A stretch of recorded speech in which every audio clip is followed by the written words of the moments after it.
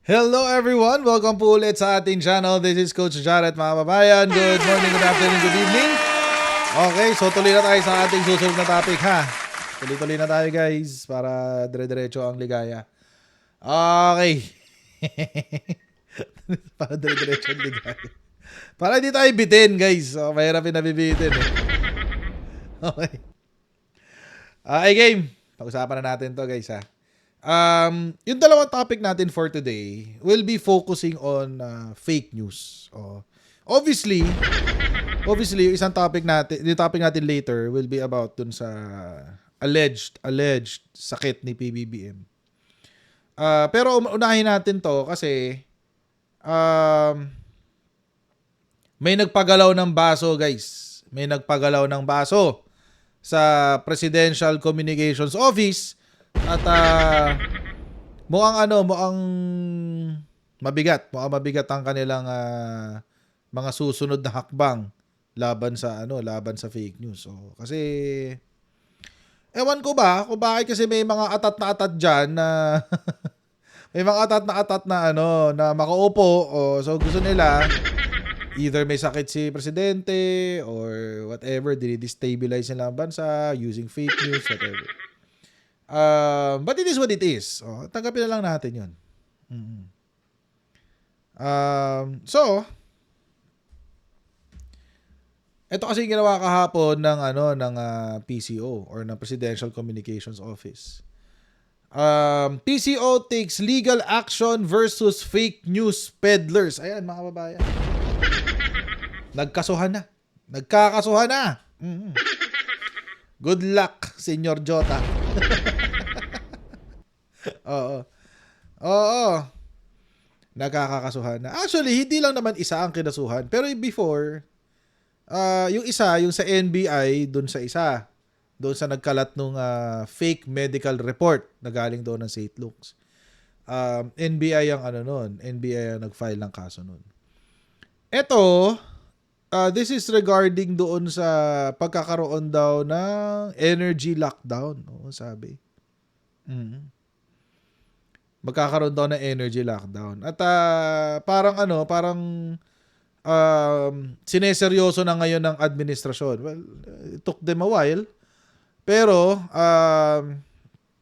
siniseryoso na ngayon ng administrasyon yung fake news.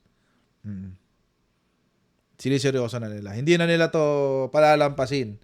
Kasi mga babayan, na siya it's very destabilizing na yung ginagawa. Totoo lang. Maski yung hindi na siya nakakatuwa. Hindi na siya nakakatuwa, mga babayan. Oo. Noong una, tatawanan mo pa, pero kapag nakikita mo na nabobobo yung kasama mong, yung kababayan mo, di ba? Pinagpapaniwalaan yung mga peke, may hindi na siya epidemya ng katangahan na yan. So, hindi na maganda, hindi na talaga siya maganda. Hindi na siya nakakatuwa, hindi na siya maganda. And since meron naman tayong batas para labanan ng fake news sa pamamagitan ng cybercrime law at saka yung meron sa RPC yan yung publicizing false news. Meron yan. Yun ang gagawin ngayon ng ating PCO. Pero mga kababayan, iniintay ko na lang talaga is masampulan din to. Kasi si Roque kasi una nagkalat na merong sakit si PBBM. Siya kasi yung una nagkalat niyan. At di ko alam kung bakit of all the things na naisip nila, colon cancer. Mamaya, sa second topic natin, meron akong idea kung bakit yan na naisip nila. Pero, hindi mo na ako sure kung bakit. Pero, let's see. Diba? Let's see. Kung kung ano mangyayari kay Harry Roque. Kung idadagdag ba yan sa kaso niyang human trafficking o hindi na nila papansinin. Pero sana, isama nila sa kasong human trafficking. Ito yung interview ni Secretary Dave Gomez kanina tungkol diyan sa pagfa-file ng kaso laban sa fake news peddlers. Punta mo sa DOJ at nag-file na kayo ng kaso, no? Bali itong itong mga fake news peddlers, yung disinformation para sinasamantala itong energy crisis ng ilang mga tao. So kamusta so bali alam ko di ba anong grupo ba yung parang pinapanagot niyo rito sa ng mga pagkalat ng fake news? Oo, Danny, nagtungo nga kami kahapon sa Department of Justice upang to initiate the filing of complaint against isang Facebook page na na-identify namin na nagkakalat ng fake news at nagsasamantala dito sa ating energy emergency. No? Yung page na track namin, yung Malasakit News Pilipinas. No? So meron siyang tatlong pinost doon na talagang Wait lang. obvious na Parang obvious na agad no kung saan ang galing. Pangalan pa lang alam mo na agad di ba? Kung anong political camp ang pinapaniwalaan niya. Di ba masyado obvious Ewan ko lang, baka ako lang nakahalata. Tuloy natin. fabricated, manufactured at malicious yung pagka-post, no? Talagang yung content niya is really fake, no? Yung isang post niya doon yung claiming na magkakaroon daw ng energy lockdown, no? Yun, yung pala ang gusto nila bumili ng solar panels. Nagbebenta ng solar panels. Pangalawa, gusto nilang nag-create sila ng panic among our people para mag-stockpile ng mga oil products katulad ng diesel, LPG, no? At pangatlo, meron pa silang tinatawag na another lockdown, emergency lockdown dahil daw sa COVID cicada variant, COVID-19 cicada variant, na alam naman natin hindi totoo, no? So talagang gumagawa lang ng gulo, hindi natin alam kung anong ang kanilang motibo. Well, isa siguro sa motibo nga nila gustong meron silang commercial interest dito, nagbebenta nga ng mga solar panels or baka talagang out to destabilize our government, no? So nakakatakot talaga itong mga fake news na to at hindi na nakakatuwa. Hindi na nakakatuwa, Dani. Pero Secretary Dave, itong sinasabi mo, no, ang source is supposedly yung FB page na Malasakit News Pilipinas. Sino ba ang mga administrator nito? Na ano niyo na ba? Na monitor niyo na kung sino yung parang let's say mga personalities behind this? Yun ang isang hinihingi namin, Danny, no, sa Department of Justice na imbestigahan nga para alamin kung sino mga tao sa likod nitong Facebook page na to, no, para malaman natin kung sino yung admin, sino yung mga nagpo-post. May mga video silang pinopost doon, hindi natin alam kung AI yung mga nagsasalita doon. Lahat sila mapanagot. Ito rin bang Maharlika News Pilipinas? Ito rin ba yung source na, di ba kumalat din yung medyo malubhan ang sakit ng Pangulong Marcos? Sila rin ba yun? Yung nagpalabas niya? Mga ganun? Wala akong nakita ang post nilang ganun, Danny. Pero marami kami nakita. May mga ganun din di ba? Mga fake news nila.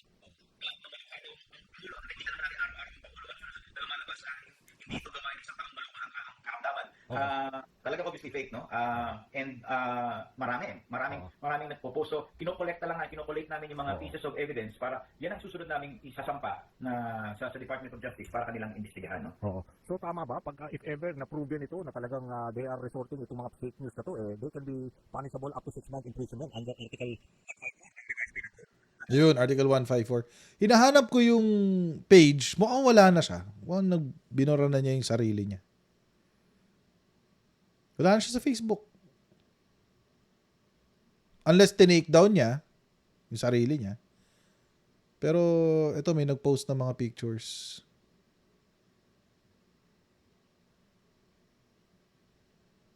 Parang mga AI yata to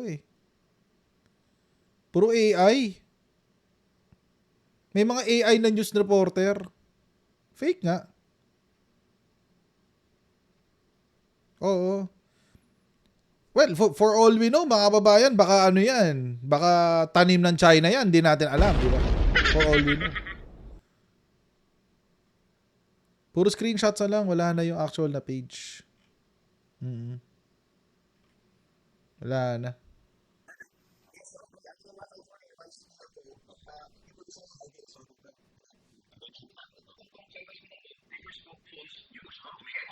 Malasakit News Pilipinas, pinagpapanggap na news portal. Ang kinakalat ng news.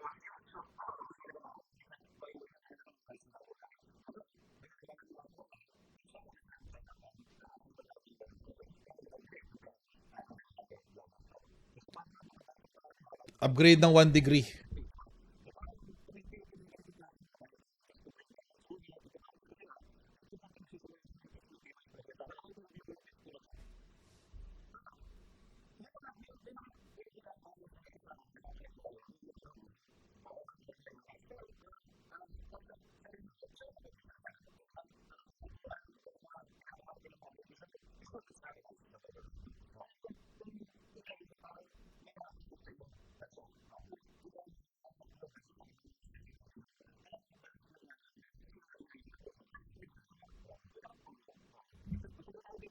Baka kasi malaki bayad ng OBP. Di ba? Baka kasi malaki bayad ng OBP, guys. Diba? Ganun. Mali ba natin, di ba? Kung malaki bayad ng OVP, natin alam. Pero alam nyo, mga kababayan, kasi ako, ito naisip ko lang naman Naisip ko lang.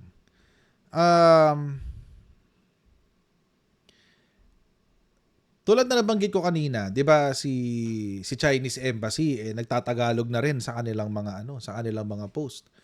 Not only that, nag-iikot sila sa mga government offices Nag-iikot sila, kahapon kausap nila si Secretary Solidum ng DOST. Kanina parang kay DOE naman sila kanina or kahapon din. Department of Energy naman sila. So it's very obvious na merong influence operation ngayon dito sa Pilipinas. So, tsaka very obvious. Very obvious yung influence operations. At alam nyo, kung syempre kasi 'di ba gusto nilang ma-destabilize ang Kaya syempre sino ba ang partner nila sa Pilipinas pagdating sa disinformation, 'di ba? Mga Duterte lang naman 'yan, kampo lang naman ng mga Duterte. Tsaka very obvious yung pagtira nila sa administration is not really meant to criticize, it is meant to destabilize. So ayun. Tuloy natin 'to.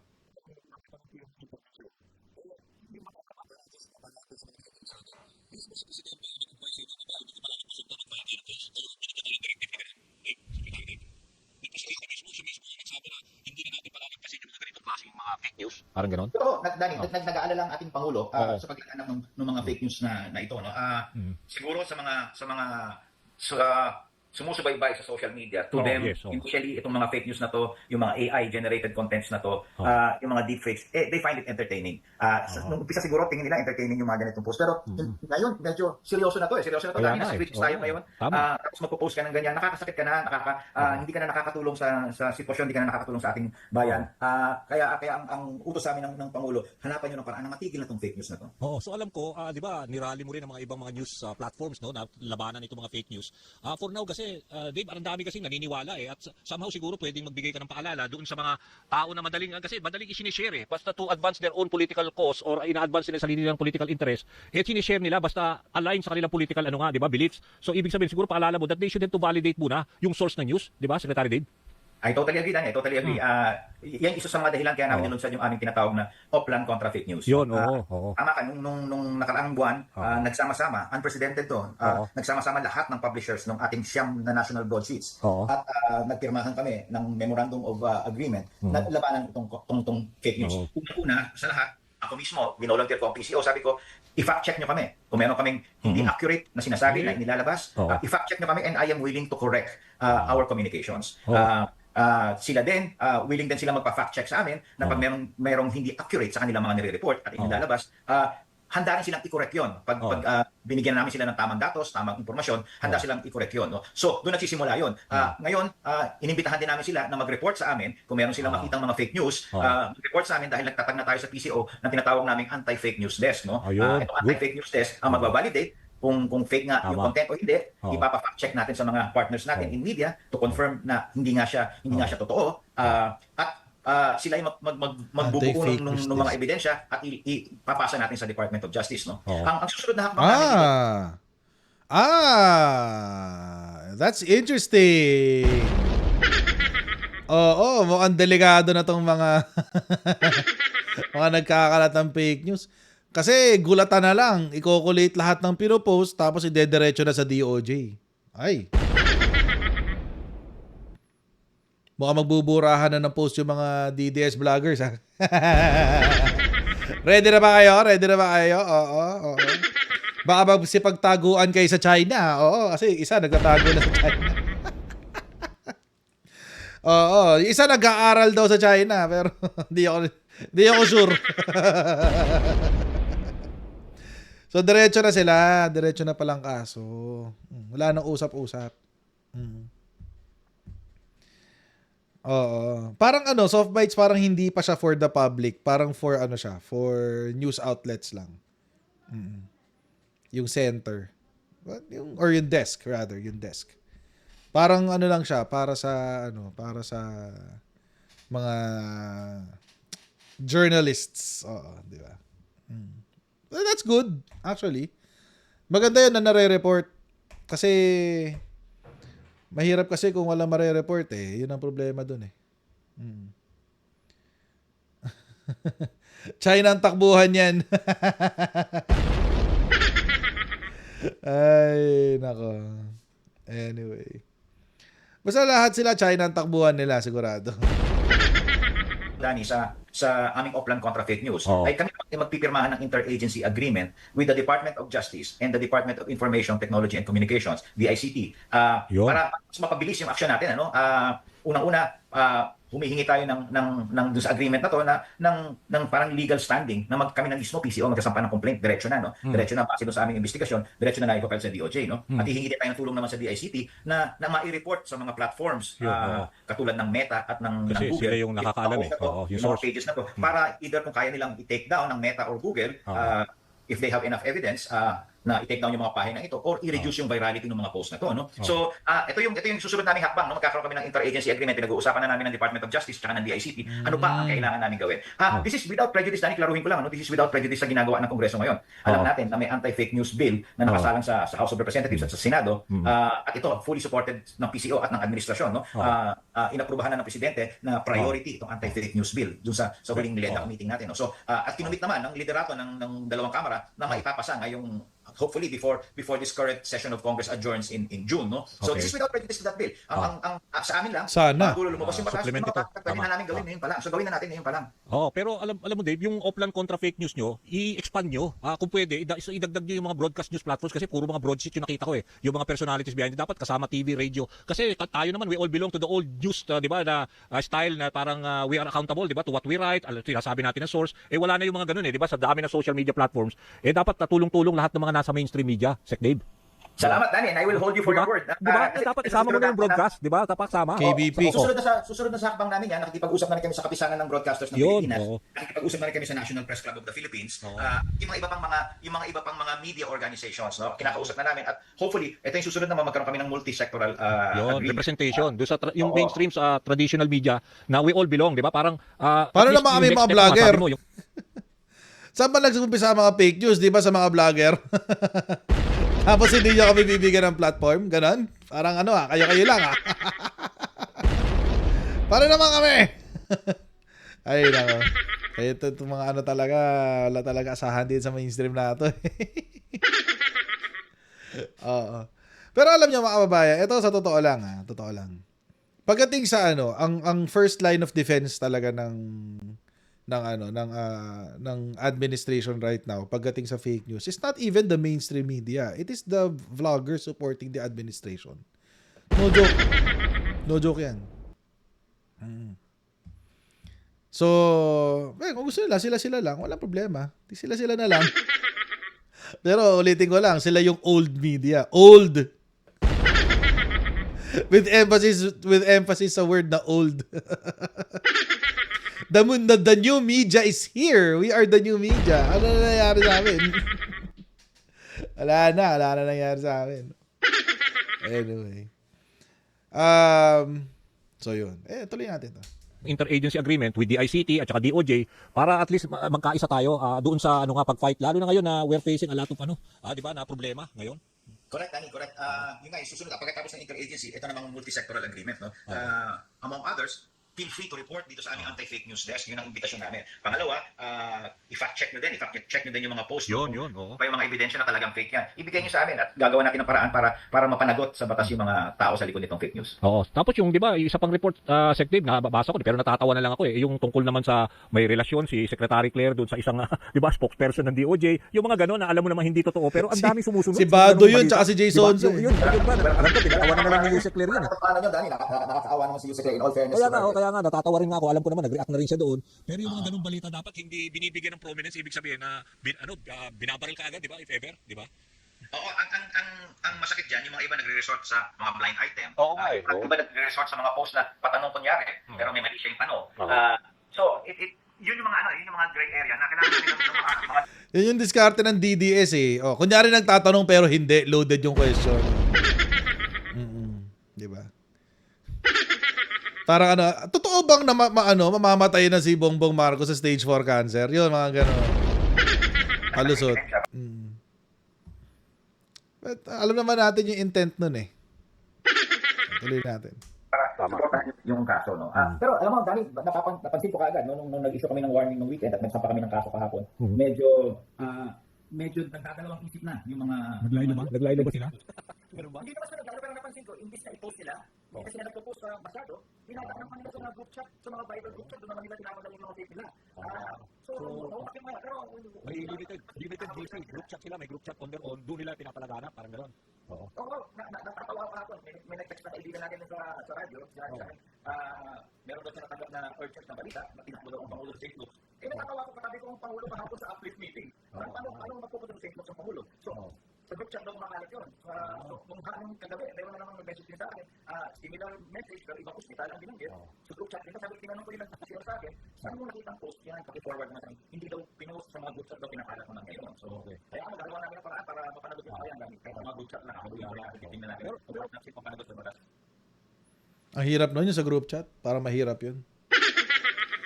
Although, may decision ng Supreme Court dyan. Sinabi na ng Supreme Court na kapag ang communication is between, within a group chat, but it is more than one, it is still considered a public chat.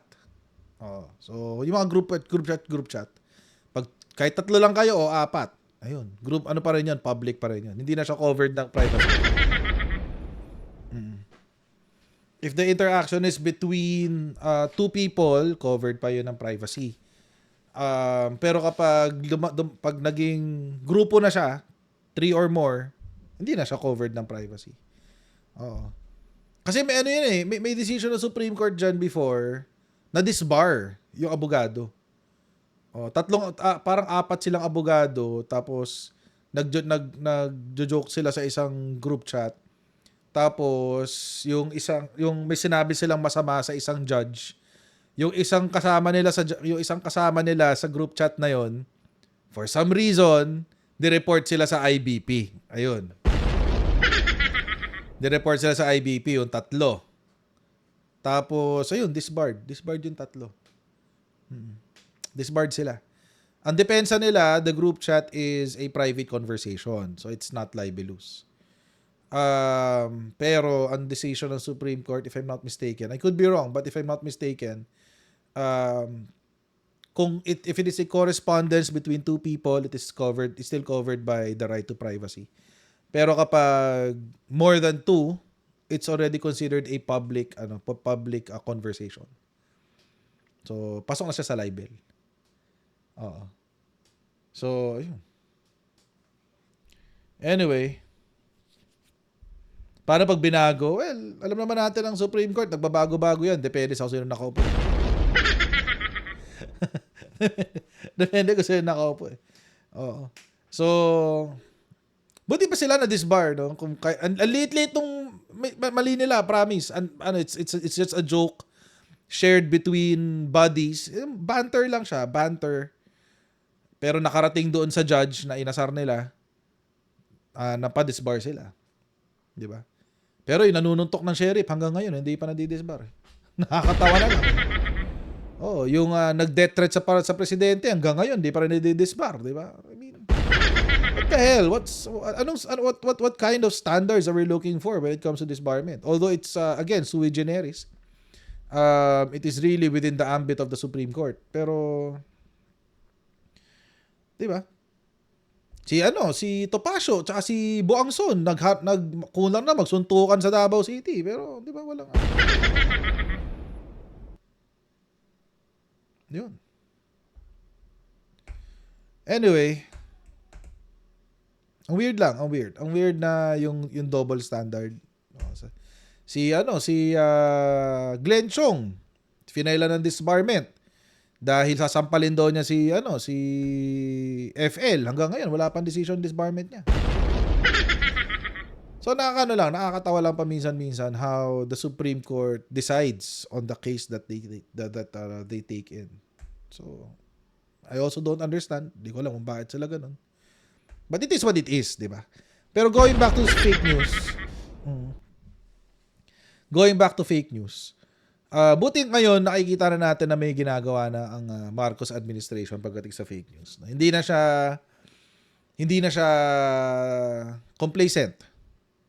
I think medyo it's already 2026, dapat noon pa nila ginawa yan nung inaakusahan si PBBM na nagda-drugs para hindi nag-take root and all of that. So medyo late na. But at least ngayon may inuumpisahan na, di ba? At least may inuumpisahan. So ilan na yung nakasuhan na na mga vloggers and vloggers. Si Badoy may kaso yan. Actually si Badoy nga dapat magbayad na ng 2 milyon kay Atom Araulio eh. Tsaka si Eric Celis.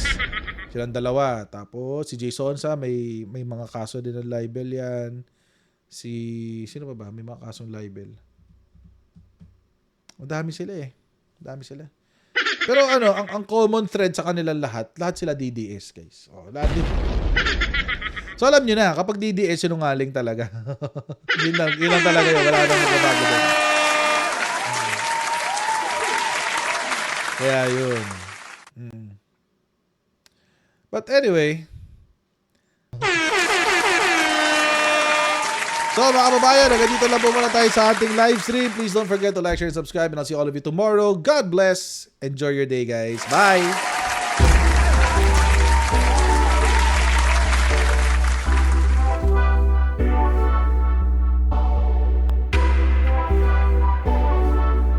As senator judges, it is your obligation na dapat present ka sa mga proceedings. Hindi naman sakop ng trabaho ng Office of the Ombudsman na magpa-disqualify sa 2028.